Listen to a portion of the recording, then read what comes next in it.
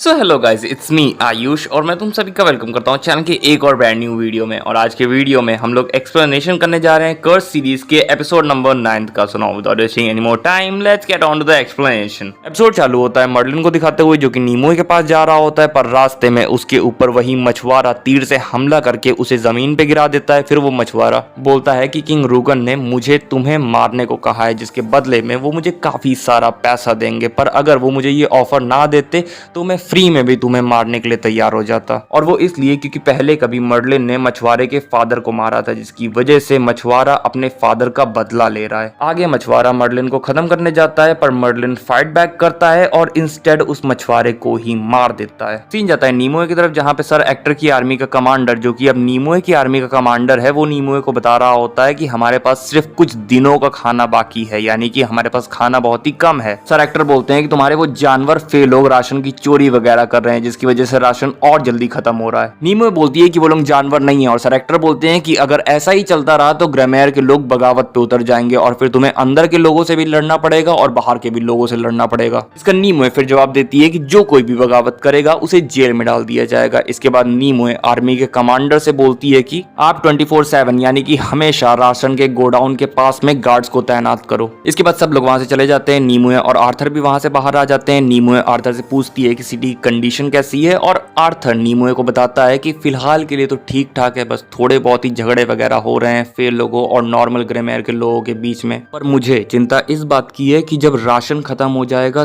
तब क्या होगा। इसके बाद सीन शिफ्ट होता है। हम देखते हैं कि ग्रामेर के बाहर आइस किंग कम्बर की सेना, किंग ऊथर की सेना और रेड पैलेडियंस ने अपना डेरा जमा लिया होता है। सीन किंग ऊथर की तरफ जाता है, जो कि ग्रामेर पर हमला करने के लिए रेडी हो रहा होता है। तभी वहां पे राजमाता यानी कि महारानी आ जाती हैं। वो ऊथर से पूछती है कि तुम क्या कर रहे हो। ऊथर बताता है कि मैं ग्रामेर पर हमला करने की तैयारी कर रहा हूं, जिसपे महारानी बोलती है कि नहीं, तुम ऐसा कुछ नहीं करोगे। रेड पैलेडियंस ने इस सिटी को खोया था, वही इस सिटी को वापस लेंगे। इतना बोल के महारानी वहां से चली जाती हैं और ऊथर बहुत ही गुस्सा हो जाता है। सीन शिफ्टो के फादर कार्डन के ऊपर जाता है, जिनके पास एक अनदर हाई प्रीस्ट उनसे मिलने आता है। इस प्रीस्ट का नाम है एबॉट वीक्लो। ये प्रीस्ट उन्हीं गोल्डन चेहरे वाले लोगों के साथ आता है जो कि हमें एपिसोड 5 में दिखाए गए थे। आई होप तुम लोगों को याद होंगे, और अगर तुम लोगों को नहीं याद है तो एपिसोड 5 जाके तुम लोग देख सकते हो, चैनल पे डला हुआ है। एबॉट और फादर कार्डन कैंप के अंदर बातचीत करने जाते हैं, जहां एबॉट फादर कार्डन को बताता है कि उसे पॉप एबल ने यहां इस लड़ाई से कुछ सीखने को भेजा है। और अगर तुम लोगों को नहीं मालूम है कि ये पॉप एबल कौन है, तो ये वही बूढ़ा आदमी है जिसे हमने एपिसोड 5 में देखा था। फादर कार्डन एबॉट से पूछते हैं कि क्या तुमने कभी स्वॉर्ड चलाई है। एबॉट बोलता है कि नहीं, स्वॉर्ड चलाना मेरी एक्सपर्टीज में से नहीं है,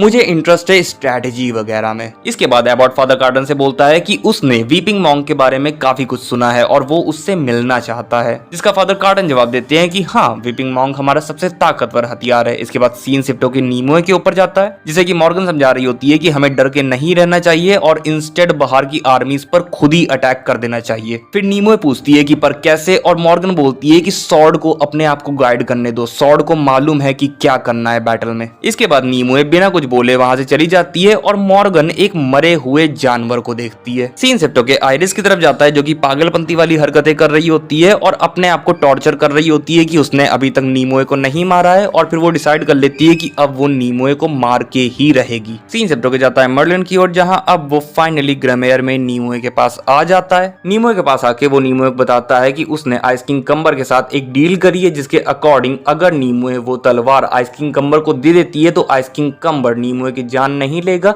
और इंस्टेड नीमोए को एज अ प्रिजनर बना के रखेगा। नीमोए बोलती है ये किस टाइप का ऑफर है भैया, और मर्लिन बताता है कि ये एक राइवल का ऑफर है। इसके बाद नीमोए मर्लिन से पूछती है कि अगर मैं सरेंडर कर देती हूँ तो फे लोगों का क्या होगा, जिसपे मर्लिन बताता है कि आइस किंग कम्बर ह्यूमंस के मुकाबले फे लोगों के ज्यादा करीब है, तो शायद अगर हम उससे जाके बातचीत करते हैं तो वो फे लोगों को जिंदा छोड़ दे। और ऑब्वियसली ये सुनने के बाद नीमोए मर्लिन के इस ऑफर को रिजेक्ट कर देती है। इसके बाद नीमोए मर्लिन के पास जाके उससे बोलती है कि तुम थके हुए दिख रहे हो, आज रेस्ट कर लो यहाँ पे। सीन शिफ्ट होकर आर्थर के ऊपर जाता है, जो कि अपनी बहन मॉर्गन के पास उससे बातचीत करने आता है। वो उससे बोलता है कि हम दोनों अपनी फैमिली के लास्ट हैं, हम दोनों को एक दूसरे का साथ देना चाहिए, सही से रहना चाहिए, और अगर तुम्हारे पास मुझसे कुछ कहने को है तो तुम बोल सकती हो। मॉर्गन बोलती है कि अंकल एक्टर को देख के अच्छा नहीं लगता है, उन्हें देख के कुछ पुरानी खराब यादें याद आ जाती हैं, और तुम उन्हीं के पास उनका आशीर्वाद लेने चले गए थे। जिसपे आर्थर बताता है कि नहीं, ऐसा कुछ नहीं हुआ था, यहाँ पे एक टूर्नामेंट होने जा रहा था और मैं उसमें पार्ट इसलिए लेना चाहता था क्योंकि मैं कुछ बनना चाहता था, मैं अपनी वर्थ इसलिए प्रूव करना चाहता था, मैं कुछ इसलिए बनना चाहता था क्योंकि तुम हमेशा से मुझे ताने देती आई हो कि जब चर्च वाले तुम्हें ले जा रहे थे तब मैं कुछ नहीं कर पाया था। मैं 12 साल का एक कर्ज में डूबा हुआ बच्चा था जो कि हमारे ऊपर हमारे फादर की वजह से आया था। और ये सब बोलते हुए आर्थर की आंखों में आंसू आ जाते हैं। मॉर्गन फिर आर्थर को समझाती है कि नहीं, इस तरीके से किसी आदमी की वर्थ नहीं निकाली जाती। आर्थर बोलता है कि नॉर्मल लोग तो ऐसा ही करते हैं और मॉर्गन बोलती है कि नहीं, तुम नॉर्मल नहीं हो। इसके बाद चीजें थोड़ी सी काम डाउन होती हैं और आर्थर मॉर्गन से पूछता है कि क्या कोई चीज तुम्हें परेशान कर रही है। मॉर्गन जवाब देती है कुछ नहीं। और इसके बाद आर्थर जब वहां से जाने वाला होता है तब मॉर्गन आर्थर से बोलती है कि मैं नीमोए को वो तलवार देने नहीं दूंगी। आर्थर बोलता है तो तुम क्या चाहती हो कि नीमोए मर जाए? और मॉर्गन बोलती है कि मैं चाहती हूँ कि नीमोए अपने हाथ में वो तलवार लेके मरे। इसके बाद आर्थर वहां से चला जाता है और हमें दिखाया जाता है कि मॉर्गन के पास उसी मरे हुए जानवर की डेड बॉडी होती है और उसके मन में वही सारी बातें चल रही होती हैं कि उसकी डेस्टिनी सबसे ग्रेटेस्ट विच बनना है वगैरह वगैरह। इसके बाद सीन शिफ्ट होकर फादर कार्डन और एबॉट के ऊपर जाता है जहां वीपिंग मॉन्क ग्रीन नाइट को कैप्चर करके उनके पास लाता है। फादर कार्डन ये देख के बहुत ही खुश हो जाते हैं और इसके बाद फादर कार्डन ग्रीन नाइट को थोड़ा सा ह्यूमिलिएट करते हैं उसके पास्ट की बातें याद दिला के। इसके बाद ग्रीन नाइट फादर कार्डन से बोलता है कि मैं आपके राज के बारे में जानता हूं और ये बोलते समय वो वीपिंग मॉन्क की तरफ इशारा कर रहा होता है। इसके बाद सीन शिफ्ट होकर किंग ऊथर की तरफ जाता है जहां पे वो कुछ ड्रिंक्स अपनी मदर के पास लाते हैं। वो अपनी मदर के पास आके उन्हें बताते हैं कि उन्होंने फादर कार्डन के साथ बातचीत करी है और अब वो ग्रेमेयर के ऊपर हमला करेंगे, उन्हें वो तलवार मिल जाएगी और वो विच नीमुए फादर कार्डन को।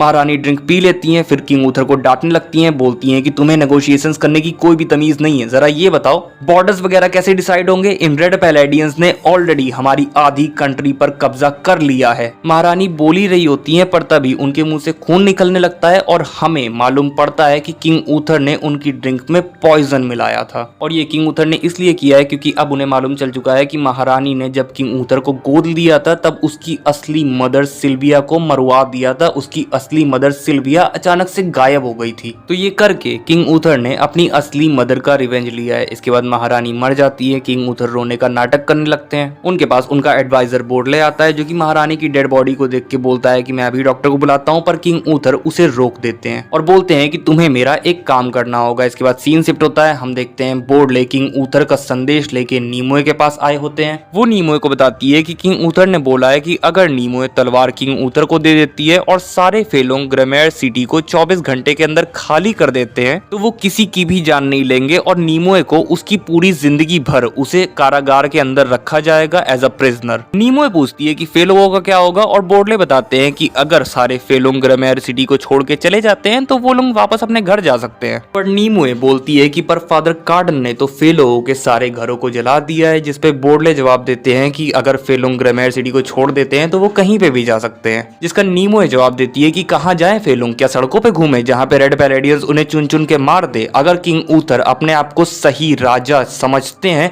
तो वो सबके राजा बने, इंसानों के भी और फे के भी। इसके बाद बोर्डले वहां से जाने लगते हैं पर बीच में ही रुक जाते हैं और नीमोए से आकर पूछते हैं कि अगर किंग ऊथर फेलोंगों की प्रोटेक्शन की गारंटी ले ले तो क्या तुम सॉर्ड को किंग ऊथर को दे दोगी? और नीमोए जवाब देती है कि हाँ, मैं सॉर्ड को दे दूंगी। इसके बाद सीन शिफ्ट होता है, हम एक नॉर्मल इंसान को देखते हैं जो कि जा रहा होता है पर रास्ते में उसे कुछ फेलोग मिलते हैं जो कि पहले तो उसके साथ बहस करते हैं और फिर उसको पीटने लगते हैं। इसके बाद सीन शिफ्ट होकर गवेन यानी कि ग्रीन नाइट के ऊपर जाता है जिसे कि टॉर्चर करने के लिए बांध के रखा गया होता है। उसके पास ब्रदर सॉल्ट नाम का एक बिना आंखों वाला बंदा आता है जो कि गवेन को अपने टॉर्चर टूल्स दिखाता है उसे डराने के लिए। सीन शिफ्ट होकर नीमोए के ऊपर जाता है जिसको मालूम पड़ता है कि कुछ फे लोगों ने एक नॉर्मल इंसान को पीटा है, तो वो उन फे लोगों को अपनी कोर्ट में बुलाती है और बोलती है कि तुम लोगों को मैंने बताया था यहाँ पे आने से पहले, इस सिटी में आने से पहले बताया था कि ग्रेमेयर की किसी भी नॉर्मल इंसान के ऊपर कोई भी फे हमला नहीं करेगा। इसके बाद वो सॉर्ड नीमोए के माइंड को करप्ट करने लगती है जिससे नीमोए को ये लगने लगता है कि इस फे बंदे ने मेरे ऑर्डर्स का पालन इसलिए नहीं किया क्योंकि ये मेरी रिस्पेक्ट नहीं करता है, जिसकी वजह से नीमोए उस बंदे का हाथ काट देती है और बोलती है कि अगर अगली बार से मेरे हुक्म का पालन नहीं किया तो मैं तुम्हारा गला काट दूंगी। फिर सीन शिफ्ट होकर गवेन के ऊपर जाता है जिसे कि ब्रदर सॉल्ट बहुत ज्यादा टॉर्चर करता है पर फिर भी वो नीमोए के बारे में कुछ नहीं बताता, जिसकी वजह से वो थोड़ा सा रेस्ट करने के लिए वहां से चला जाता है। ब्रदर सॉल्ट के जाने के बाद विपिंग मॉन्क वहां पे आता है जो कि गवेन से पूछता है कि तुमने मेरे बारे में, मेरी असली आइडेंटिटी कि मैं एक्चुअल में फे प्रजाति से हूँ, ये बात तुमने बाकियों को क्यों नहीं बताई। जिसपे गवेन बोलता है क्योंकि हर फे मेरा भाई है, चाहे वो भटका हुआ ही क्यों ना हो। इसके बाद गवेन विपिंग मॉन्क को समझाने की कोशिश करता है कि हम लोग तुम्हारा परिवार हैं, तुम्हें हमारे साइड से लड़ना चाहिए, तुम हमारे ग्रेटेस्ट वॉरियर बन सकते हो। पर विपिंग मॉन्क जवाब देता है कि नहीं, तुम लोग मेरी फैमिली नहीं हो। और गवेन बोलता है कि अगर हम लोग तुम्हारी फैमिली नहीं है तो जाके उन लोगों को बता दो ना कि तुम कौन हो, तब देखते हैं क्या होता है। इसके बाद विपिंग मॉन्क वहां से चला जाता है। फिर सीन शिफ्ट होकर मर्लिन के ऊपर जाता है जो कि अपने वही तीर से लगे हुए घाव को देख रहा होता है जो कि बहुत ही खराब है। तभी उसके पास नीमो आ जाती है जो कि आगे उसे बताती है कि क्या इस तरीके से ये तलवार आपके ऊपर इफेक्ट करती है। साथ ही साथ नीमो मर्लिन को ये भी बताती है कि किंग ऊथर ने मुझे सरेंडर का ऑफर दिया है। नीमो फिर मर्लिन से पूछती है कि अगर मैं इस सॉर्ड को दे देती हूँ किंग ऊथर को तो क्या मेरी सारी तकलीफें खत्म हो जाएंगी। जिसपे मर्लिन जवाब देता है कि मुझे नहीं मालूम, पर हाँ एक बात जरूर मालूम है